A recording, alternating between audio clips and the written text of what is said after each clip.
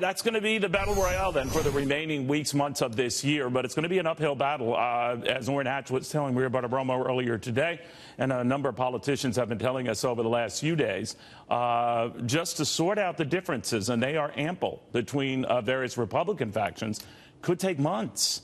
And that has a lot of folks wondering, forget about getting tax reform done this year. Maybe forget about any retroactive tax cuts that would be applying to next year.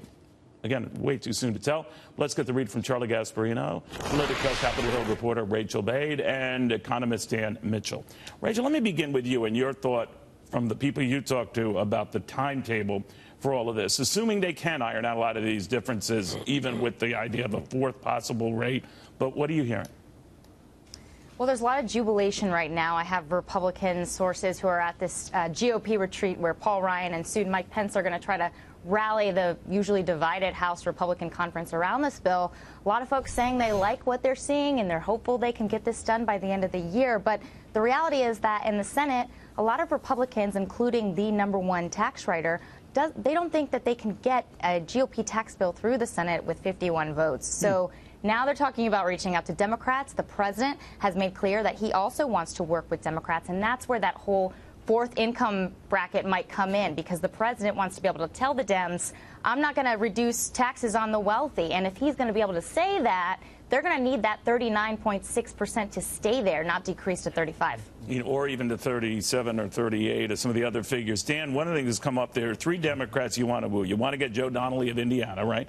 You want to get Joe Manchin of West Virginia, Heidi Heitkamp of North Dakota, the three Democrats who didn't sign on to this letter on the part of pretty much the rest of the Democratic Senate that said don't even give a penny of tax relief to the wealthy. How many of them, those three, do you think are wooable? I'm, I guess, optimistic on this, because who are the Republicans who might vote no?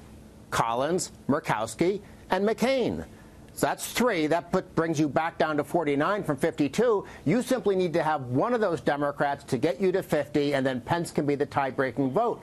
And this is a bill that, in theory, if you're cutting the corporate tax rate, which even a lot of Democrats realize is just shooting the U.S. in the foot by being uncompetitive, and you have this near doubling of the standard deduction for the middle class, it's going to be hard for some Democrats to vote against that, even though it includes death tax repeal and a few things they don't like. And Donnelly does have a record, I think, Charlie Gasparino, as supporting tax relief in 2010. He voted for equivalent there. But where does this stand? What are people telling? Well, I've been looking at the markets as we're reporting this. We should point out that there isn't a sophisticated investor I know who says the tax cuts are baked into this market. So this is net. If it does happen, it's net positive. If this was definitely going to happen, or if the markets believed it had a strong likelihood to happen, the markets would not be down or breaking even right now. What you have here is investor sentiment saying this isn't going to happen. I will say a couple things. What changed? Because they were up a lot this morning. Well, because when you start seeing that the details, it's only on, like, it's not a detailed plan. And here's the thing that I think I mentioned this to you this morning. My sources on the Hill tell me, okay, so much of the heavy lifting will have to be done in committee. And I'm not an expert at the legislative process, but when you start putting this in committee, when people are going to have to deliberate at that sort of granular level, it really grinds us to a halt. And I'll say one other thing. Will the Freedom Caucus, will conservative Republicans agree to a tax increase, which is how Trump is trying to sell this, a tax increase on the wealthy. Right. Are Republicans going to look themselves in the mirror and say, I voted for a tax increase on the wealthy, the people who, by the way, pay most of the taxes? So what do you think of that, Rachel? Of course, it's how it's presented. If the rate stays roughly the same, or even comes down a little bit, but it's offset by limiting their deductions, like the state and local income taxes, and it's all in how it's presented. But again, in that committee process, you know so well, a lot of things can change and get dragged out. And now we're well into next year. But what are you hearing? The Freedom Caucus, the conservatives on the Hill, will not back a tax increase. I can tell you that point blank. Not only them, but GOP leadership in the House is not going to go for something like that either. Now, I think so how do they feel, Rachel, about the way it's been presented for the upper income? Because they've left that an open-ended debate. We could have a fourth rate. We might not, like a bargaining chip. What do you think? Right. I think that they're sort of leaving themselves some wiggle room about keeping that top rate where it is now, which would not be an increase, but leaving it where it is for the most wealthy Americans. Even that's going to be hard for the conservatives to accept. But I did talk to some centrist Republicans, for instance, Tom Reed of New York, who's a close ally of Trump's and also on the Ways and Means Committee. He said, not a big deal. This is about the middle-income Americans. As long as nobody's getting their taxes increased and the folks in the middle, lower income brackets are seeing a reduction, he thinks they can do something. I agree it's going to be a tough sell for conservatives. I just can't imagine that conservatives are going to go for a tax increase, because this is going to, here's what's going to happen in the next couple of days. We're going to say, okay, what are the deductions that they want to eliminate? By the way, you notice how they didn't put this, I don't think the state and local tax deduction, ending it, the state and local tax deduction is in this draft right now. I guess that's going to be hammered out in committee. I thought it was. I think what we're hearing is they want to eliminate it. I don't know if it specifically states it. That's the Do you know, Rachel, what it was? I thought this was the one thing that was included in there, or no? The state and local, they're looking to get rid of it. They want to use it as they paid for. Is it in the outline that they put out? I don't think so. I know they're looking. That's the funny thing. We've got a confirmation that it is. They are talking about it. They're talking about it amongst themselves at the GOP retreat. So that is something they're looking at. They kept out the mortgage and the charitable thing. That's two sacred deductions they want to say for the rich and the not so rich alike. But you're worried that when they really get into the weeds of this thing, it's going to get dicey. It's going to get ugly. I mean, look at it this way, Neil. They are allowing rich private equity managers to benefit greatly. Steve Schwartzman, who's Trump's, the guy that runs Blackstone, who's Trump's economic advisor, to keep their cherished loophole known as carried interest. Yet some family of four in Long Island is going to get screwed on the state and local tax deduction loophole, which will be eliminated. It's mind-boggling that they allowed carried interest, but they screw some guy in Long Island. I don't know how they sell that thing to Peter King. All right.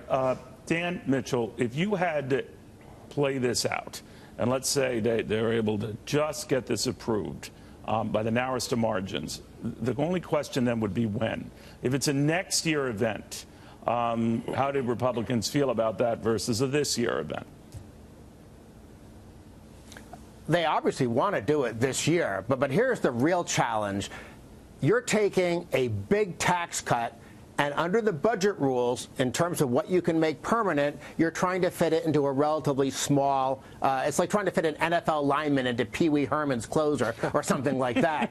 So what's going to be permanent? I'm guessing it's the corporate tax rate reduction. I'm guessing they're going to have to do the state and local deduction to pay for some of that. But if, you know what? If you do a lower corporate tax rate to 20%, you get rid of the state and local deduction, which encourages bad policy in New York and California, you get rid of the death tax. Those three things by themselves would be a big game changer, and Republicans know one thing above all else. They have screwed up everything else. If they can't cut taxes, which is the only reason God put them on earth, if they can't cut taxes, they might as well just resign ahead of the 2018 election. And that's going to give them a lot of pressure. If you get rid of the state and local tax deduction and you keep the carried interest deduction, right, for rich, fat cat private equity guys, calorically challenged rich guys, and you screw over the family in Long Island, how do you get Peter King to agree to that? It ain't happening. I mean, this is really going to be an interesting debate on these deductions, and I'll tell you, if they think they're getting it done in 6 weeks, you know, Rachel, real quickly, there are about 60 Republicans who come from such districts that would be directly affected if you include California, New York, Illinois, I think New Jersey, that would be directly affected by that provision. That's assuming they all vote against this because they find that losing that deduction costs their constituents more than the net tax cut they'll enjoy. Would that kill it? If they all voted against it, which I can't envision, but what are your thoughts on that? Maybe if they all jumped together, they would be brave enough to do that. Let's call Peter King right now and see what he says.